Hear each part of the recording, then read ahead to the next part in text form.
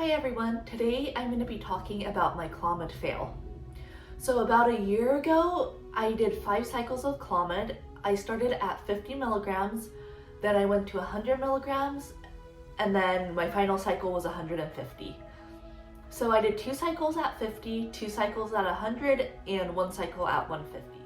The way Clomid worked for me is I first started with a progesterone pill to bring on my menstrual cycle, and then on day 5, I started taking my first pill of Clomid, and that should have theoretically had me ovulate on day 14. On day 21, I went to the doctor for a blood test to see if I ovulated or not, and according to the blood test, I did not ovulate any of my 5 cycles. Let's talk side effects. For me, side effects were really bad. I think my body just didn't like Clomid, and I know that it differs for every person. So my biggest side effect was nausea. At 50 milligrams, it was manageable. I was kind of nauseated throughout the day, but as long as I ate some food and just put it to the back of my head, I can kind of get through my day. At 100 milligrams is when it got pretty bad. I was vomiting about 1 or 2 times a day, and I was drinking ginger ale, doing everything for morning sickness, but nothing would work.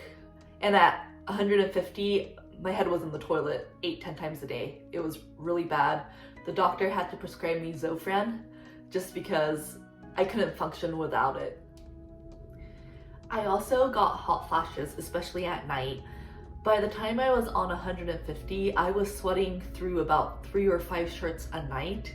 So I was constantly getting up. I was getting really hot and then really cold. So it was this cycle of ups and downs of temperatures, and I really couldn't sleep for about 6 months very well because of it. Emotionally, I was also quite a mess. I was just crying at the drop of a hat. I was snapping at Joe. It was basically PMS times 10. It was pretty bad. And also part of it was hormones, and I think part of it was the fact that I wasn't getting pregnant. The doctor said I should have gotten pregnant within the 3rd cycle, so I was kind of expecting it at that point. But by the time I reached my 5th month, I was getting all these negative pregnancy tests, and that weighed on me emotionally as well. I tried naturally to get pregnant for about 6 months before going to my OBGYN. And when I got to my OBGYN, I realized that I had fibroids and also PCOS, and that's why my periods were so irregular. I was going 180 days between cycles sometimes, and I was also going 40 days. So I had no way of tracking when I was ovulating and when I can get pregnant. As for the fibroid, it was positioned outside of my uterus. So the doctor said I can try to get pregnant first and then remove it after delivery. Or if I were to get the fibroid removed before pregnancy, I would have to wait 6 months to try for a baby.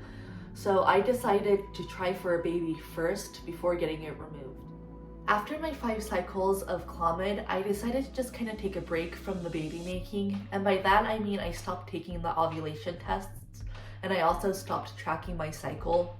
I just wanted to enjoy Joe without, having to write all my cycles down and things of that nature. It got to be a little too much during that 6 months that I was trying. And in the summer of 2020, I did get pregnant, which was a total surprise. It unfortunately ended up with me having a miscarriage. In another video, I'll be sure to cover my miscarriage and just the process of it, and also what I was feeling at the time. After trying for a baby for so long and so hard, having a miscarriage was devastating, but I'm gonna save that for another video. I see a lot of Clomid success stories on YouTube, but I haven't seen too many fails, which is why I'm posting this video. When my cycles were failing, I was kind of searching for other women who were in the same spot, and I just couldn't really find anyone. So I hope this video has helped people who are thinking about trying Clomid, and also people who have tried Clomid and it has not worked. So thank you for watching, and I appreciate it.